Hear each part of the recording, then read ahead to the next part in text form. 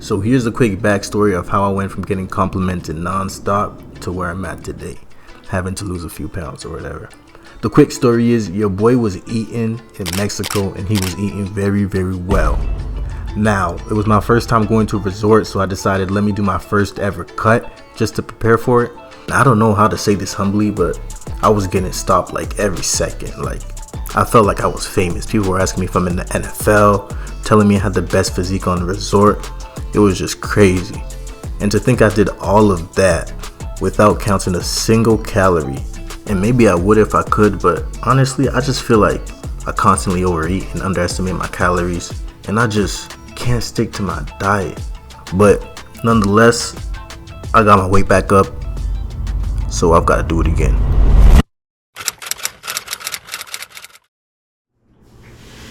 I feel like this program's a lot of work.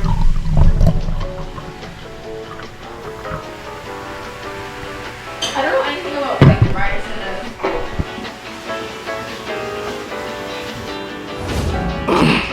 So I'd figure we'd start with something super easy to implement, requires no preparation, and that is to drink water. And not only to drink water, but to replace all your beverages with water. You know, obviously water has no calories and all the other beverages you have calories. So the smartest thing to do is just to cut out all other beverages as much as you can and substitute them with water. So obviously it's easy to drink a ton of calories, you know, which is why when you're bulking, I highly recommend you go ahead and drink as many calories as you can. It just makes it easier to consume more calories. Now, when you're cutting, you're trying to lose some weight, lose some fat, you obviously want to do the opposite. You want to replace all of those extra calories that you get from beverages and just keep it simple, go with water, stay hydrated. And the dangerous thing with drinking other beverages like milk and juice and all that stuff is you never really know how many calories are in a cup unless like you're measuring it. But like, let's be real. We're not measuring things. Like, we're just people that want to get better, get more athletic, be leaner. But if you're going to be really strict to where you're measuring what you're drinking, you're probably not going to stick to your diet for that long. So I decided to keep it simple, switch it out for water, and it just makes things so much easier, so much cleaner. Water also helps you, you know, stay full for longer. You know, a lot of the times when you think you're hungry, you're not really hungry. You just need a little bit of water in your system and your body can calm down, regulate your appetite, and it just makes things just smooth sailing. Now, if you think swapping out all your beverages for water is super crazy, like me personally, I'm a juice addict. All I do is drink juice. I don't drink water at all. Like, I'm talking day to day. Typically, I don't drink water. I drink a ton of juice and it's a serious addiction. I need to get help, I know. But if you're one of those people that drinks a lot of juice, a lot of smoothies, milk, like, I don't know, chocolate milk, whatever your thing is, you just gotta understand that this is temporary. And, you know, whether it's 4 weeks, 6 weeks, 8 weeks, you know, you gotta push through it just for a little bit. You just gotta have a little bit of willpower, a little bit of discipline for some period of time to get the results that you need. And then you can, you know, somewhat introduce your beverages again. Obviously, you don't want to go all out and just blow all your progress, but yeah, you can get back to having your pleasurable guilty pleasures and all that stuff. But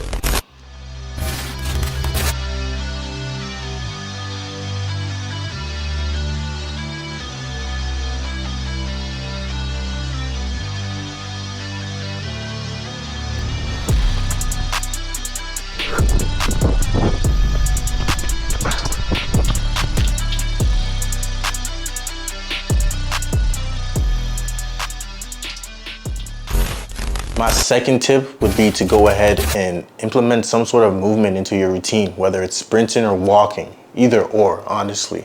I recommend sprinting for people that are like serious and high intensity and have a few demons to face, someone like, you know, your boy. But if you're like just chilling, trying to burn some calories, get some fat off, very casual, just trying to look good, go ahead and walk. It's easy on the joints. It's good for your mental, easy on the body, and you can do it pretty much every day. But I do recommend if you are walking that you do it every day or like every other day, at least a few times a week, because it's so much less intense than sprinting. Now, if you don't like to sprint, don't sprint. Do something you love. Basketball, football, volleyball. If you love to dance, like put on some Chris Brown and just go crazy. Like, do whatever you like to do. And you'll find it easy to burn a few hundred calories and not have to change your diet at all. If you're really like not too sure on which route you want to go, and it doesn't really matter, you just want to get the calories off and get lean, you don't care if you're sprinting or walking, and you're asking, hey Jiggy, what do you recommend? Personally, I'm just gonna tell you the benefits of either or, and you can take with it what you will. Now, when you're sprinting, it's very carb dependent. You're not gonna burn a lot of fat while performing the act of sprinting. However, throughout the day when you're resting, your body's gonna start to burn a lot of fat, a lot more than when you're walking or jogging. Now, when it comes to jogging, your body's going straight to its fat stores for energy. You're burning a lot of fat during the act, but when you're resting,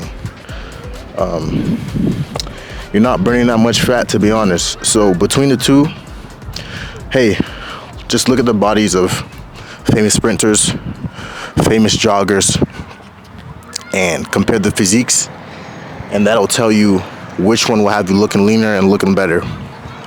So personally, I'm gonna be honest with you, I'm not the biggest fan of jogging. Between the two, between the three, sprinting, jogging, and walking, I like to go with walking and sprinting and then jogging. Now walking is still first for me because it's super low intensity and you can implement it as much as you want. So easy, anybody can do it. And then if I really just want to go all the way, sprint, don't jog. But hey, that's my take. Try to implement tip number 2.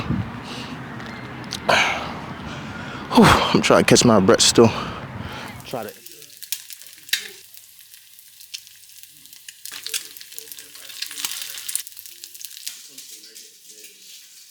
Affected and arrested to New York to self-surrender is also something Mr. Combs' travel will be restricted to the Southern District of Florida.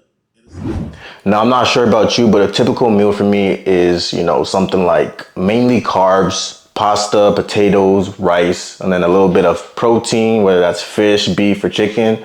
And then from there, if I got space on my plate, I may put like 1 or 2 kernels of corn if I got room on the plate, but usually there's no room, so I don't have veggies. Now, I don't know if this is the case for everyone, because growing up, honestly, protein was like a luxury. So, my mom would not let us have like a bunch of chicken, a bunch of beef or whatever. Like, we had to get full off of our carbs, honestly.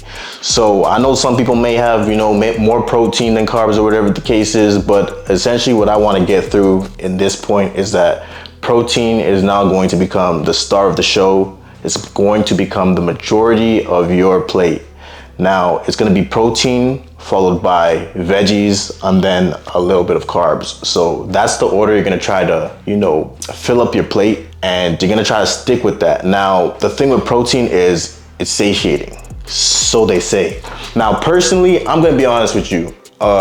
This whole thing is with protein being satiating. When I'm cutting, I don't really notice it. Like, I still starve and I still suffer. Now, they say that it's satiating, so I guess it's true. So I'm just gonna recommend what science says. But for me, I'm not gonna lie. It's still gonna be hard. It's still gonna be a struggle. But protein needs to be the primary, what's it called? What is it? Food group or whatever? The primary food group that is on your plate. And the thing with it is it's gonna help. When you're cutting, you're gonna be losing weight, losing fat, and hopefully not losing muscle. And that's where protein is gonna try to preserve as much muscle as it can and keep you lean, keep that muscle, and hopefully looking good still. But overall, the main value of protein is just going to be helping you preserve the muscle as you cut, getting as much fat as you can off without losing much or any muscle, but you'll probably lose a little bit of muscle, for being honest. And you just want to consume as much protein as possible so that your body can hold on to your muscle, help you recover, because your workouts are going to suffer. You're going to get some pretty shitty workouts and you're going to have to push through it. And that's where protein comes into play. Just making sure that you can not completely destroy your body, if we're being honest with you. Now, personally, this is one that I did not really think of for the longest time, probably just until this year. And it's very easy to miss this, and that's honestly just lowering your oil intake and using healthier oils. You know, when you're cooking, me personally, when I cook, I'm not thinking about how much oil I'm putting in the pan. Like, my pans are pretty, you know, I just need my eggs not to stick to my pan. That's my primary goal when I put oils. I'm not thinking about calories at all. So the thing is, you know, calories in oils, they can get pretty high, you know, like if you're putting a ton of oil in your food, it's gonna run up your calorie count. You're gonna add a few hundred calories and you're not even gonna have any idea. You're gonna be weighing yourself, wondering why your weight's not going down. And over the course of a week, you know, you've added like potentially thousands of calories in oils. So you gotta be very mindful of oils. I just recommend removing them as much as you can, if you can, but it's not realistic. And personally, I don't do it. But if you can, obviously do it. I just use healthier oils. I use like avocado oil, extra virgin olive oil. That's pretty much all I use. I'm sure there's some better ones like coconut oil and stuff like that, but I don't like coconuts. So besides that, remove them as much as you can. And even when you are using the healthier oils, you want to be mindful that you're not using a lot of it. Try to use as little as possible. And that should help you preserve a few unaccounted for calories. Now, something I want to disclaim with the oils is that, listen, personally, I'm a very casual gym goer. I'm not really into gym culture. I wouldn't really consider myself a gym rat. I'm just an athlete that wants to be fit, strong, athletic. Like, that's my only goal. I'm not a bodybuilder, if I'm being honest with you. Not a typical bodybuilder, I'd say. I do want to be aesthetic. I say all of that to say, please don't come in the comments talking about how did you not account for oil. I measure my oil all the time, blah, blah, blah. I'm talking about typical, like regular people, like regular athletes who just want to perform. Like, we're not measuring oils. We're just trying to eat. Like, a lot of them eat pretty shitty. A lot of them don't count calories. They don't even care. Now, the last thing on the list is probably one that everyone anticipated being on this list, and that is to simply meal prep. It's the most challenging thing on this list, in my personal opinion, because finding the time to cook and having the ability to cook, you know, a lot of you can't do it. So meal prepping is not the funnest thing. It's not the most enjoyable thing, but it needs to be done, because the truth is, when you're cutting, you're gonna have days where you're more disciplined and when you're less disciplined, and when you're tired and when you're not tired. And when you're undisciplined and when you're tired, those are the days where you break your diet. Those are the days where you just order pizza, order McDonald's, you big bag. Let me chill out. So with that being said, just meal prep. You know, that's the only time in the week where you are gonna know roughly exactly how many calories are in each meal that you're preparing. And take advantage of that. Prepare your meals so that when you are tired, when you do have low energy and you don't want to cook and all that stuff, your meal is there waiting for you. And once you've made all that meal, me personally, once you've made all those meals, you don't want to waste the food. Like, that's the thing. I hate wasting food. So I'm not gonna go buy McDonald's knowing that I got food at home, and if I don't eat that food, it's gonna go bad. So I just highly recommend meal prepping. Obviously, you're gonna be the judge of how many calories each meal should be. Obviously, you're not putting 2,000 calories in each meal. So find whatever calorie count you want to have for that specific meal over the course of the week. And you don't have to meal prep all your meals. I honestly just meal prep probably my lunch, because when I'm at work, that's the hardest time for me to get a quality meal. So maybe in the evening, it's easier for you to cook. In the morning, it's easier for you to cook. You don't have to meal prep everything. You just need to meal prep your most difficult, most challenging meal, and that'll take out a big chunk. Now, if you do have the ability to meal prep everything, take advantage of that. Do that. You'll be able to make even better gains than a lot of people. But I advise to just start with one meal if it's not something that's very appealing to you, and, you know, build from there, and it should help a lot. So generally, that's my approach to when I would like to cut, and cut without counting calories. I've never cut with counting calories. I've never bulked with counting calories. Everything I do is kind of, you know, off of my feeling and knowing my body, understanding my body, learning my body. And I think that's a very beneficial skill to have, thing to develop, and it does take some trial and error. But once you do get a hang of it, it's great, and it makes things easier, life more enjoyable, and you don't stress about eating as much. So with that being said, implement some of these tricks. Maybe you can do all of them. Maybe you'll do one of them. But do something, like, please. I'm Jiggy Hills, and I'm out.